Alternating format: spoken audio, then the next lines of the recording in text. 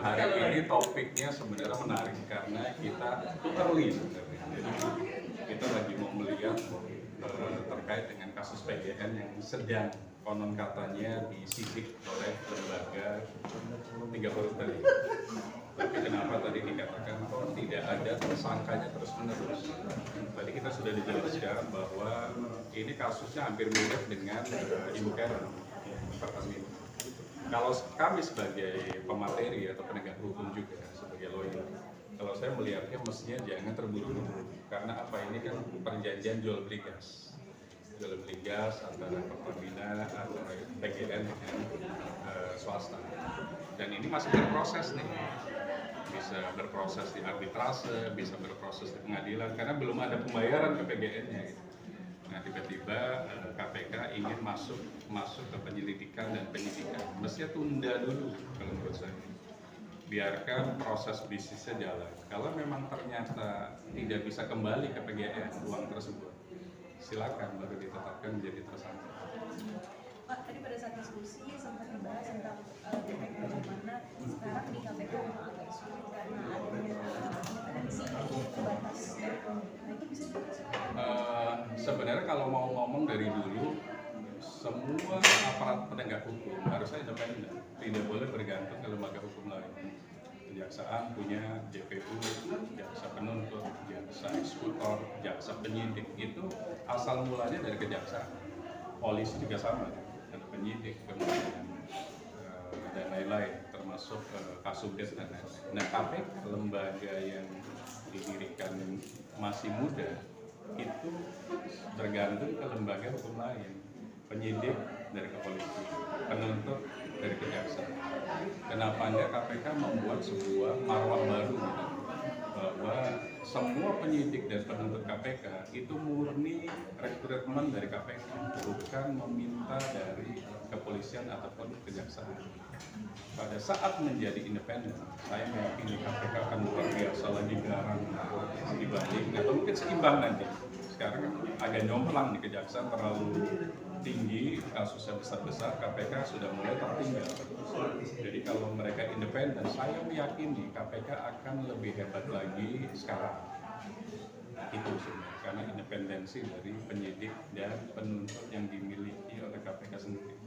Kemudian kembali ke kasus ini, apakah ada saran-saran Pak, misalnya baik untuk KPK maupun lembaga lain atau misalnya masyarakat di sini? Pertama sarannya jangan bersaing dengan kejaksaan yang sudah menyidik dan mentersangkakan kasus besar namanya timah. Jangan itu. Kalau menurut saya coba digali lagi kejahatan korporasi, kejahatan tipikor itu banyak sebenarnya di BUMN.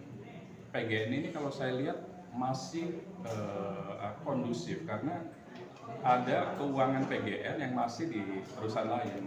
Ini lagi diproses, berproses mungkin lewat somasi, lewat arbitrase, lewat mungkin perbuatan melawan hukum, mungkin lewat LP.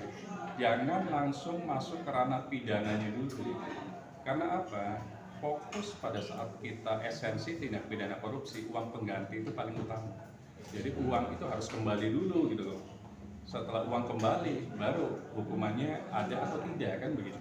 Nah, khusus PGN lebih baik kalau menurut saya saran ke KPK, tunda dulu prosesnya sampai menemukan gitu Bang, sampai menemukan apakah perusahaan yang menjadi partnernya PGN itu membayar atau tidak. Kalau memang nggak membayar, kan PGN punya cara bisnis lewat arbitrase, mungkin lewat pengadilan. Jangan orang yang lagi bekerja itu ditetapkan jadi tersangka. Karena akhirnya jadi lunglai semuanya, ngapain saya bekerja kalau tiba-tiba ditetapkan jadi tersangka. Biarkan itu sampai putus, sampai berakhir apakah bisa kembali ke PGN atau tidak uang tersebut, uang bisnis tersebut. Lebih baik cari lembaga lain, dan itu masih banyak banget lembaga yang bisa disidik sebenarnya. Bang Is, dari IAW sendiri seperti apa? Kalau kami lihat ya, ini belajar dari di Combine kinerja Kejaksaan Agung dan KPK. Konklusi dari kami terkait dengan kasus PGN dan kasus lainnya, ini kepada Pak Presiden dan Pansel KPK, kita dorong aja Pak Burhan, Jaksa Agung ini ikut mencalon agar terpilih menjadi pimpinan KPK. Itu pertama. Yang kedua, kita dorong saja Jampitsus yang ada sekarang di Kejaksaan Agung ini menjadi Jaksa Agung. Prediksi kami, 2 tandem ini akan menggulung korupsi yang tidak terbatas itu. Apalagi seperti yang dikatakan oleh Mas Firman tadi, jika tidak ada yang sangat-sangat kuat dalam rencana dan atau tuntutan, percayalah kita akan menjadi korban orang-orang yang menggilas kita dengan uang korupsi. Itu saran dari kami. Semoga dan itu bisa terjadi. Semoga aja.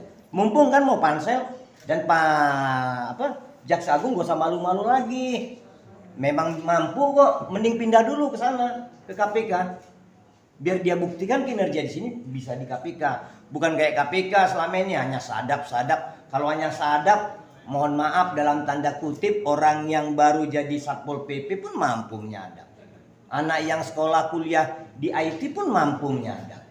Tapi kalau untuk mentersangkakan orang dengan menghitung kerugian negara, pergi ke lokasi tambang seperti ke Bangka Belitung, enggak semua orang bisa melawan itu. Yang bisanya Jaksa Agung dan timnya. Ini mungkin agak dalam tanda kutip kalau kata orang bilang lawak-lawak, enggak. Kami yakin kalau ini dilakukan setengah kekuatan hampir 100% kekuatan KPK itu akan naik lagi sinerginya. Kalau itu dilakukan. Kalau tidak ya akan kejadian kayak ini lagi, Densus akan kejar-kejar aparat penyidik di Kejaksaan Agung. Jadi ini mungkin sederhana, terlihat seperti politik praktis, tidak. Kami udah lihat kok, kalau 2 orang ini dipasang di 2 lembaga sinerginya kuat, yang satu itu akan ikut menjadi lebih kuat. Yang satu itu loh, yang sempat kemarin-kemarin tapi nggak dihukum itu. Kan sayang nih bangsa ini. Ada kejadian kok nggak ada pelaku, ada kejadian kok nggak ada hukuman, ada pelanggaran kok nggak ada yang diberi sanksi. Itu yang bisa kami sampaikan. Terima kasih untuk teman-teman. Bang Is, menarik tadi Bang Is bilang meragukan ketika 300 juta itu hebat, 300 triliun itu diungkap, tapi apakah akan kembali ke masyarakat? Nah ini maksudnya dampak dari kerusakan lingkungan segala macam masyarakat yang di sana gimana tuh Bang? Ini yang menjadi hutang kita, itu yang disebut Mas Firman tadi, menjadi kerugian bangsa ini. Itu pertama. Yang kedua, enggak mungkin bisa penyidik mengembalikan itu. Enggak mungkin. Kembali 10% aja dari para tersangka ini, kami yakin itu udah luar biasa. Hanya 10% ya 30 triliun, udah hebat. Pidana mati. Nah, minimal kita sepakat pidana mati kan. Jadi jangan takut lagi sampai ke Jenderal B, harus sentuh dong. Jangan tanggung. Ya menilik dari kasus yang sebelumnya pernah ada yang seperti ini juga, akhirnya malah di dampak lingkungan hidupnya sendiri tidak diperhatikan. Itu dulu, ini berbeda. Dulu dan sekarang kasus yang berbeda itu jangan dipersamakan. Ini halnya unik. Ini luar biasa valid kok penghitungannya. Itu yang bisa kami sampaikan. Terkait dengan Dirut Inalu yang menjadi tersangka di kasus PGN ini, itu gimana Pak? Ada komentar apa? Harusnya bukan hanya dia. 3 orang berkawan sekawan itu HDD sama-sama tersangka. Itu dia. Kalau dia tersangka, 3 orang itu harus tersangka. HDD. Kenapa dibatasi hanya kasus 2017? Kenapa tidak mundur? Sama kok perlakuan korupsinya. Ada yang keliru, ada yang setting. Fair dong. HDD. Itu dugaan kami pelaku PGN yang sesungguhnya. Pak KPK, periksa itu. Jadi Dirut Inalu posisinya Disuruh kali atau didesain, kan dia menandatangan tidak ada dirutnya toh, ya kan? Kan itu jadi kondisinya. Terima kasih ya. Terima kasih. Terima kasih Mas.